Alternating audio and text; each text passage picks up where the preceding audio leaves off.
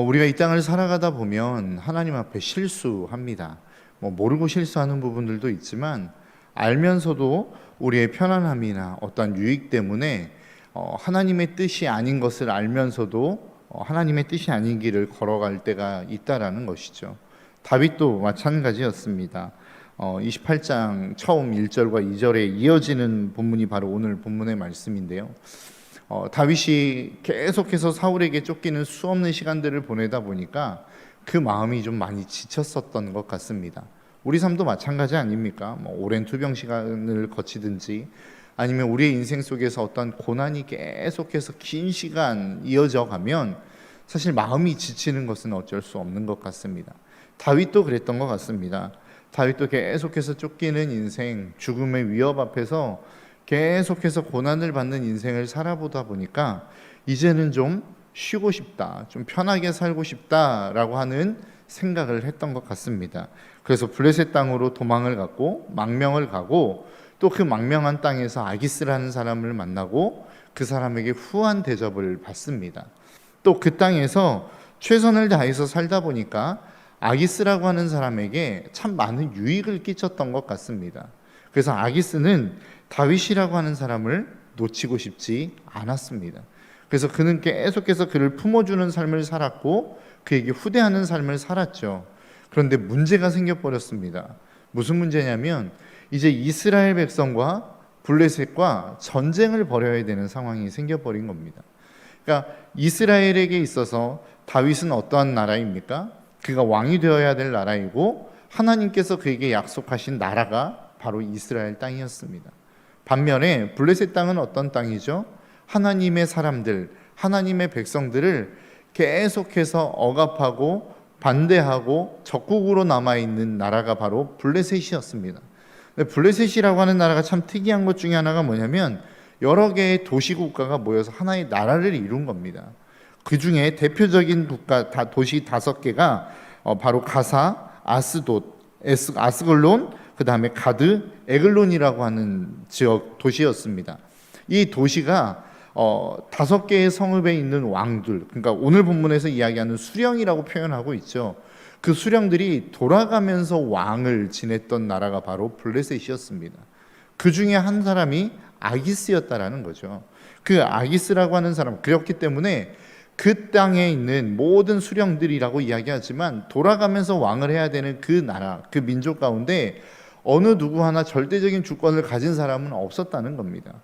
그런데 그 상황 속에서 이제 전쟁을 해야 되는 상황 속에서 그 수령 중에 하나인 아기스라고 하는 사람이 다윗이라고 하는 사람을 전장에 함께 참여할 것을 권면합니다.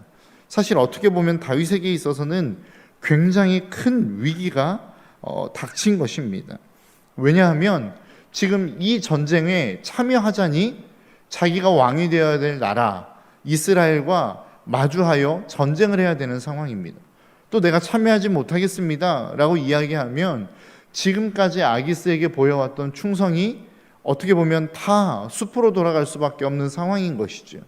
그러니까 어떻게 보면 그가 선택한 선택이었고 다윗이 결정한 결정이었음에도 불구하고 그 결정 속에서 다윗은 엄청나게 큰 위기를 지금 맞이하고 있는 것입니다.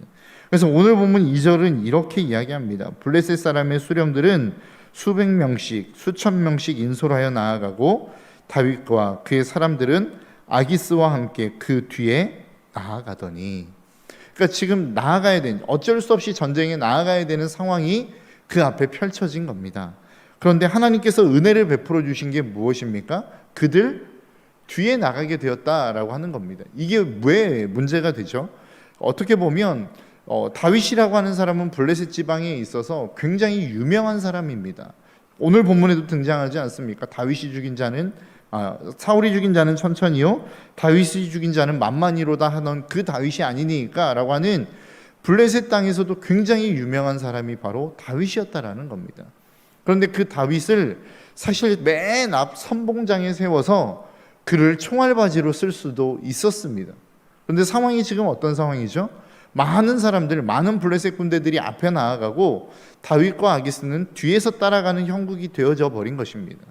그러니까 그런 상황 속에서 어찌 보면 블레셋 사람들은 두려움의 대상이 될 수밖에 없는 것입니다. 왜냐하면 이미 블레셋이라고 하는 나라, 그 민족은 이 히브리 민족, 그렇게 사람들을 세움으로 말미암아 아픔을 겪었던 경험을 가지고 있었던 사람들이었습니다. 사무엘상 14장 21절에 보니까 이렇게 이야기해요.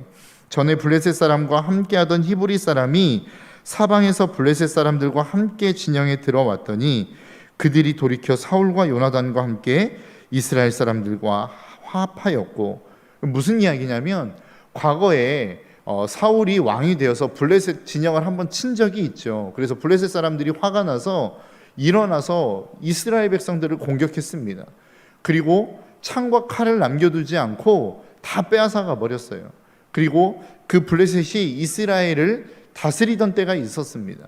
그 다스림을 어떻게 다스렸냐면 그들이 점령한 모든 성읍들마다 히브리 사람을 세운 겁니다. 히브리 사람을 지도자로 세운 겁니다. 말 잘 듣는 사람들. 그래서 그 땅을 다스리게 만들었어요. 그런데 문제는 뭐냐면 요나단이 그의 무기 맡은 자와 함께 나아가 블레셋을 쳤을 때 어떤 일이 일어난 겁니까? 지금 사무엘상 14장 21절의 사건이 일어난 겁니다.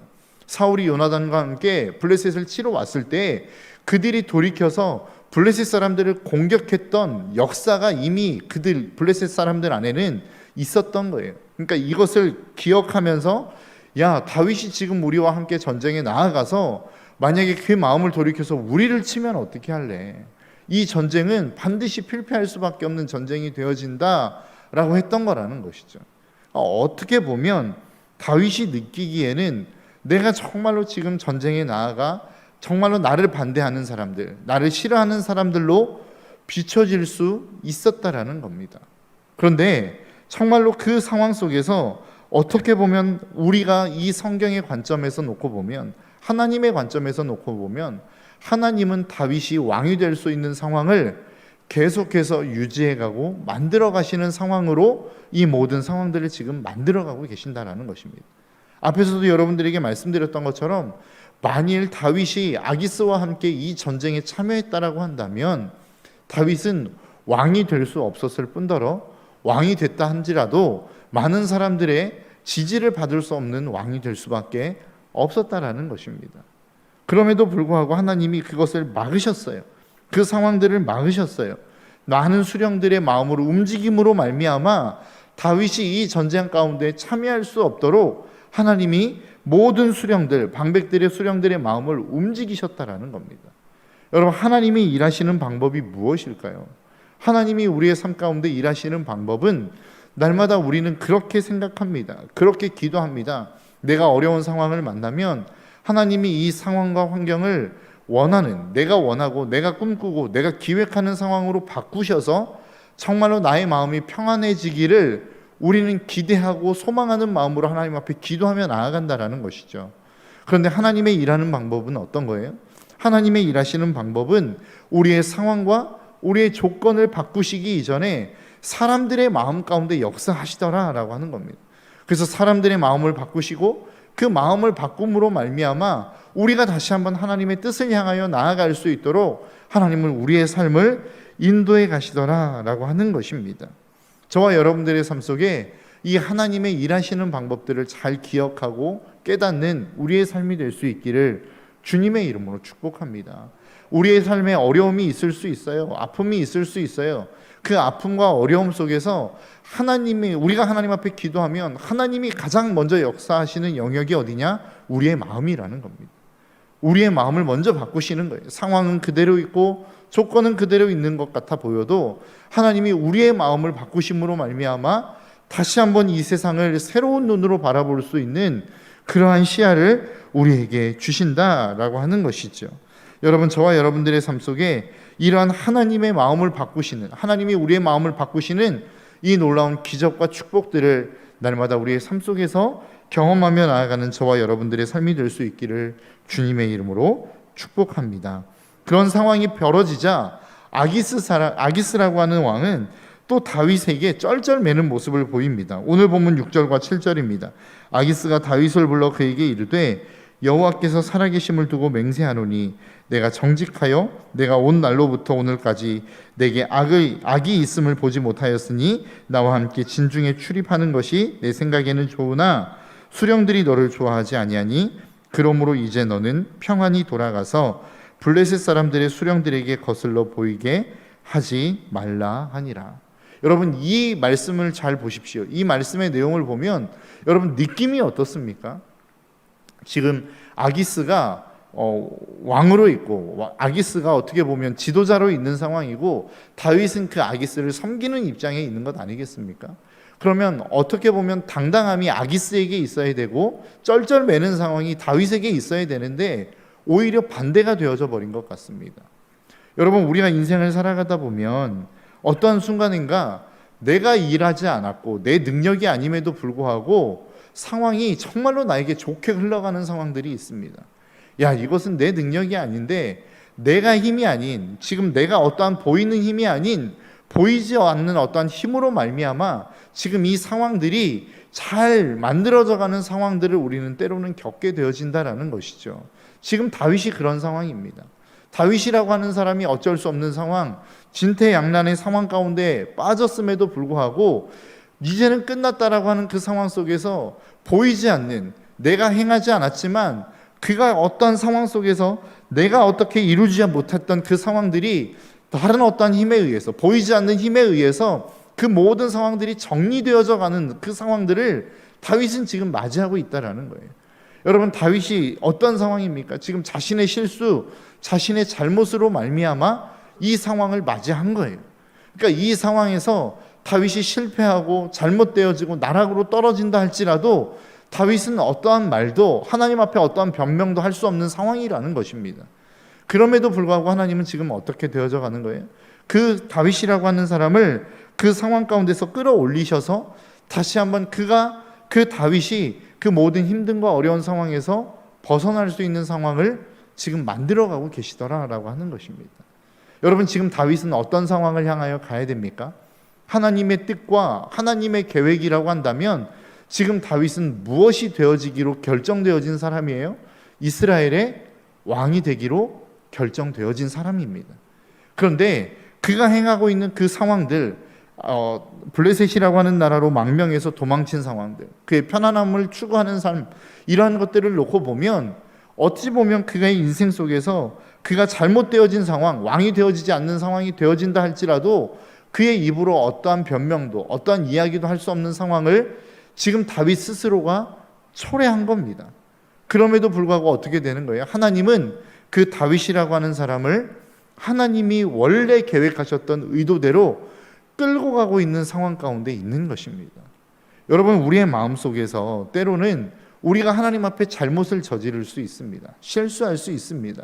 앞에서 여러분들에게 말씀드렸던, 서두에서 여러분들에게 말씀드렸던 것처럼 내가 하나님의 뜻이 아닌 것을 알매도 불구하고 우리가 하나님의 뜻이 아닌 것을 선택할 때가 있단 말이죠. 그러면 우리의 마음속에는 어떤 생각이 듭니까? 야, 내가 하나님의 뜻을 선택하지 않았으니까 이제 끝났구나, 이제 이 일은 완전히 어그러졌구나 라고 하는 생각이 우리 가운데는 있을 수 있다라는 거예요. 그런데 오늘 본문의 말씀을 보면 어떻게 됩니까? 그런 상황 속에서도 하나님은 여전히 일하고 계시는 상황들을 우리는 보게 되어진다라는 것입니다.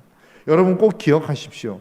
하나님이 여러분들에게 준 비전이 있다고 한다면, 하나님이 여러분들에게 주신 하나님의 계획과 사명이 있다고 한다면, 여러분들의 상황이 어떻든, 여러분들이 어떤 결정을 내리든 하나님은 그 뜻을 반드시 이루어 가십니다. 아브라함을 보십시오. 하나님이 아브라함을 어떤 사람으로 부르셨습니까? 열국의 아버지로 부르셨어요. 그런데 그 열국의 아버지가 될 만한 행동을 아브라함이 보입니까? 그렇지 않죠. 아브라함은 기근이 들자 애굽으로 도망가 버립니다. 그리고 사라를 누이라고 속여 버리죠. 그리고 그 아내를 빼앗기는 일들을 발생합니다. 그럼에도 불구하고 어떤 일들이 일어납니까? 오히려 재앙을 받는 건 누가 받아요? 애굽의 바로가 받게 되어지더라라고 하는 것입니다. 참 희한하죠. 잘못은 아브라함이 했어요. 실수는 아브라함이 했어요. 그런데 재앙은 애굽 왕 바로가 받더라는 거죠. 오늘 본문에 있어서의 다윗도 마찬가지입니다. 실수는 다윗이 했어요. 잘못은 다윗이 했어요. 그런데 지금 쩔쩔매고 있는 거는 누가 쩔쩔매고 있어요? 아기스라고 하는 사람이 쩔쩔매고 있는 상황 가운데 있는 것입니다. 여러분, 저와 여러분들의 인생, 하나님의 뜻 안에 있는 인생, 하나님이 부르셔서 하나님의 계획 안에 있는 인생은 그러한 인생을 살아간다는 것입니다. 우리가 실수할 수 있어요. 잘못된 삶을 살아갈 수 있어요. 그럼에도 불구하고 하나님은 언제나 늘 신실하게 저와 여러분들의 삶 가운데 그 하나님의 뜻을 이루어 가시더라라고 하는 것입니다. 이게 저와 여러분들의 인생 가운데 주시는 하나님의 놀라운 축복이라는 사실을 저와 여러분들의 삶 가운데 잊지 않으며 나아갈 수 있기를 주님의 이름으로 축복합니다. 여러분, 인간적인 눈으로 놓고 보면 다윗과 사울, 누가 더 나쁜 사람입니까? 하나님 앞에 누가 더 많은 죄를 범했어요? 어떻게 보면 사울이라고 하는 사람보다는 다윗이라고 하는 사람이 하나님 앞에 더 많은 죄를 범했습니다. 왜 그렇죠? 사울이라고 하는 사람은 하나님 앞에 범죄한 범죄의 내용이 무엇입니까? 불순종입니다. 아말렉을 진멸하라 라고 이야기했는데 진멸하지 않은 불순종의 죄 한 가지를 범한 거예요. 근데 다윗은 하나님 앞에 범죄한 게 몇 가지예요? 3가지나 됩니다. 하나님이 인구조사하지 말아라 라고 하는 불순종을 저질렀어요. 2번째, 밧세바를 범하는 간음죄를 범합니다. 3번째로 그가 그 간음을 덮기 위해서 우리아라고 하는 자신의 충신을 전쟁 맨 선봉에 내세워 죽이는 살인을 저지릅니다. 그러니까 인간적인 눈으로 놓고 보면 사울은 불순종의 죄 한 가지를 범한 것이지만 다윗은 불순종과 간음과 살인이라고 하는 3가지의 범죄를 함께 저지른 거라고요. 그런데 하나님은 누구를 더 높이 평가합니까? 다윗이라고 하는 사람을 더 높이 평가해요. 왜 그렇죠? 그 해답을 로마서 8장 28절에서는 이렇게 주고 있습니다. 우리가 알거니와 하나님을 사랑하는 자 곧 그 뜻대로 부르심을 입은 자들에게는 모든 것이 합력하여 선을 이루느니라. 여러분, 하나님의 뜻이 어디에 있습니까? 우리의 모든 인생 속에서 많은 사람들은 그렇게 생각하죠. 하나님이 우리가 잘한 것, 우리가 선하게 행한 것, 이 모든 것들을 하나님이 우리에게 쓰실 것이다. 이것들을 선하게 쓰신다라고 생각합니다. 물론 맞습니다. 우리가 잘한 것들, 하나님 앞에 충실하게 순종한 것들을 하나님은 쓰시죠. 그런데 우리가 잘못 선택한 것, 실수한 것은 버릴 거라고 생각해요. 그러나 그렇지 않습니다. 하나님은 그 어느 것 하나 우리의 인생 속에서 버릴 것 없도록 하나님은 하나님의 모든 것들을 인생 속에서 합력하여 선을 만들어 가시더라라고 하는 것입니다. 우리는 인생의 생각 속에서, 우리의 머릿속에서 우리가 경험적으로 생각했던 것들을 가지고 생각해요. 그래서 잘한 것은 잘 다듬어서 사용하지만 잘못된 것은 버릴 것, 그냥 없애버릴 것이라고 생각합니다. 그런데 하나님은 그렇지 않으시더라는 것이죠. 우리가 잘한 것도 쓰시지만 때로는 우리가 실수한 것, 잘못한 것, 우리의 인생 속에서 지워버리기를 원하는 것들도 하나님은 쓰시더라라고 하는 겁니다. 이게 하나님과 우리의 인생 가운데 차이라는 거예요. 하나님의 전능하심은 여기에서 나타나는 겁니다. 도저히 이것을 어떻게 써? 이런 인생을 어떻게 쓸 수 있어? 이러한 실수를 어떻게 쓸 수 있어? 라고 이야기할 수 있을지 모르겠지만 하나님은 그것까지도 들어 쓰시더라라고 하는 거예요. 여러분, 사울이라고 하는 사람, 우리가 잘 알고 있는 바울이라고 하는 사람, 그 인생 속에서 예수 믿고 정말로 지워버리고 싶은 상황이 있다고 한다면 무엇이었을까요? 그가 예수 믿기 이전에 예수 믿는 사람들을 잡아 죽이려고 혈안이 되어 돌아다녔던 그 삶, 그것을 그의 인생 속에서 온전히 지워버리고 싶지 않았겠습니까? 그런데 그가 복음을 전도할 때마다, 그가 하나님을 만난 경험을 이야기할 때마다 빠지지 않고 등장하는 간증이 있는데 그게 뭐예요? 그가 그토록 예수 믿는 사람들을 핍박했던 내용들이 그가 복음을 전할 때마다 약방의 감초처럼 빠지지 않고 등장하더라는 거예요. 여러분, 다윗의 입장에, 우리가 봤을 때 그 바울이라고 하는 사람의 입장에서 보면 정말로 그 인생 가운데 지워버리고 싶은 그의 인생의 흑역사는 아마도 그가 정말로 그렇게 예수 믿는 사람들을 잡아 죽이려고 했던 그 상황들이었을 거라는 거죠. 그런데 하나님은 그것을 선하게 합력하여 선을 이루어 가시더라라고 하는 것입니다. 왜요? 그가 정말로 하나님을 사랑했던 사람이었고 그는 하나님의 뜻대로 부르심을 받은 인생이었기 때문에 그렇습니다. 우리는 상황과 현실만 놓고 야, 이것은 잘못됐어, 잘 됐어, 이 사람은 좋은 사람이야, 나쁜 사람이야 라고 이야기하지만 하나님은 우리가 볼 수 없는 우리의 마음을 보시기에 우리가 하나님을 사랑하는지 그렇지 않은지, 내가 하나님의 뜻 앞에 순종하는 마음이 있는지 없는지를 먼저 보시더라는 거예요. 그래서 우리에게 있어서는 행위가 중요하고 상황이 중요하고 지금 그가 하는 행동이 중요하지만 하나님의 입장에서는 우리의 마음이 훨씬 더 중요하더라는 거예요. 정말로 이 사람이 하나님을 사랑하고 있는지, 내가 정말로 말하면 이 인생이 내 뜻대로 순종하기를 그렇게 순종하며 살아갈 마음이 있는지를 하나님은 그것을 먼저 보시더라는 거예요. 그러니까 성경의 인물들을 놓고 보면 다윗도 그랬고 아브라함도 그랬고 하나님이 쓰실 수 없는 그 연약함을 가지고 있었지만 하나님은 그를 쓰시더라라고 하는 거죠. 왜요? 로마서 8장 28절의 말씀처럼 그는 하나님을 사랑하는 자들이었고 하나님의 뜻이 있으면 언제나 순종할 마음이 있었던 사람들이었기 때문에 그렇습니다. 그러한 삶을 살아간 인생이니까 하나님은 결국 그들의 실수까지도 선하게 바꾸어 합력하여 선을 이루어가는 하나님의 놀라운 은혜의 삶으로 바꾸어 가시더라라고 하는 것이죠. 여러분, 오늘 이 아침 우리가 하나님 앞에서 점검해야 될 게 무엇입니까? 내가 어떤 인생을 살고 있고 내가 어떤 행동을 하고 있느냐를 점검하기 이전에 내 마음속에 정말로 하나님을 사랑하는 사랑의 마음이 있는가? 이것을 먼저 하나님 앞에서 점검하십시오. 두 번째, 하나님이 나에게 어떤 말씀을 하시든 나에게는 순종할 마음의 자세가 있는가? 이 두 가지가 있으면 오늘 본문에서 이야기하고 있는 다윗의 인생을 우리는 살아갈 수 있다는 거예요. 내가 실수해도 많은 사람들이 내 앞에서 쩔쩔매는 인생을 우리는 살아갈 수 있다는 거예요. 내가 비록 잘못했지만 그 잘못으로 말미암아 재앙은 다른 사람이 받는 인생을 살아갈 수 있게 되어진다는 것입니다. 여러분, 오늘 이 아침 다른 모든 것들 다 잃어버려도 두 가지를 꼭 점검하십시오. 내 안에 하나님을 사랑하는 마음이 있는가? 또 한 가지, 내가 하나님이 어떤 말씀을 하신다 할지라도 그 말씀 앞에 순종할 마음의 자세가 있는가? 이 마음의 자세를 가진 자는 하나님이 어떤 인생, 어떤 상황, 어떤 선택을 한다 할지라도 합력하여 선을 이루어가는 인생으로 만들어 가십니다. 이 하루의 삶이 저와 여러분들의 그 삶이 그러한 삶이 될 수 있기를 주님의 이름으로 축복합니다. 기도하겠습니다. 하나님,